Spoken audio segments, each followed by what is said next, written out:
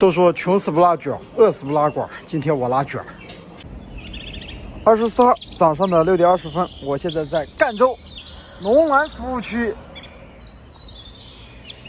昨天晚上在用满满上面找到了一个去赣州的活，装的是一些做核酸用的一些抗疫物资。11点半货就装好了，然后12点出发的。那时候感觉不困不瞌睡，想着多开一会儿是一会儿，开到3点的时候有点困了。哎，想着赶紧进服务区休息一下，结果一不留神错过服务区，再往前开一下，一下子就干到龙南服务区了。现在离那边只有140多公里了，也就是说2个小时就到了。他给我的时效是中午12点钟之前到就行了。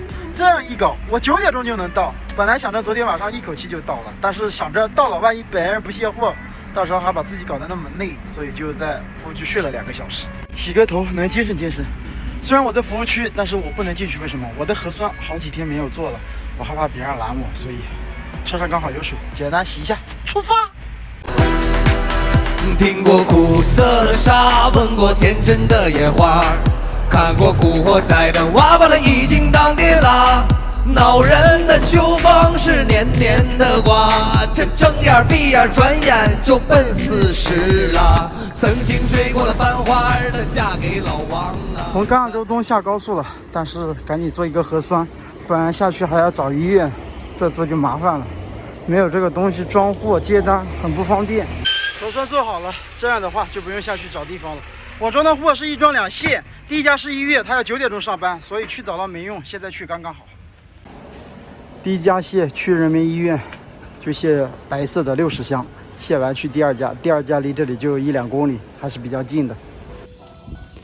昨天晚上装货的时候说12点只要我到赣州到第一家卸货就行了，现在按照这个时间12点之前2家都可以卸完，现在已经开始卸第二家了。2家卸货都喊的是货拉拉，第一家60箱喊了一个中面的货拉拉，第二家比较多，还有喊了一个小货车的货拉拉司机过来卸货。我到了地方，货主只是告诉我说他两边的卸货人都已经找好了，没想到他找的都是货拉拉司机。你早说你找货拉拉司机，你找我卸呀，让我赚一点卸车费，多好啊！我不知道他是要走账还是干嘛，反正估计要报账，因为我看他们也弄得挺正规的，所以可能不方便私底下加钱，所以就没有跟我谈，他们就直接在货拉拉上面网上下单，直接第一辆叫桌面，第二辆叫小货车。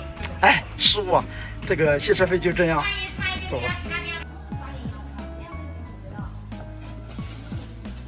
货很快卸完了，现在过来修车，因为刹车片的警报灯亮了也就算了，还一直滴滴滴响个不停，从北海放空的那天就开始响起来了。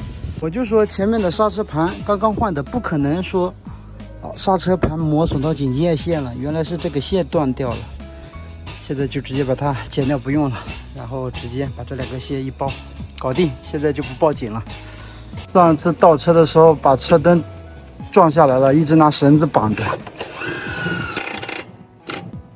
现在在这边打几个螺丝把它固定起来。修完车刚好旁边有个面馆，所以把车停外面来吃个面。今天换个口味，不过还是面，重庆小面。吹着风扇看着单，然后衣服洗了在那边吹，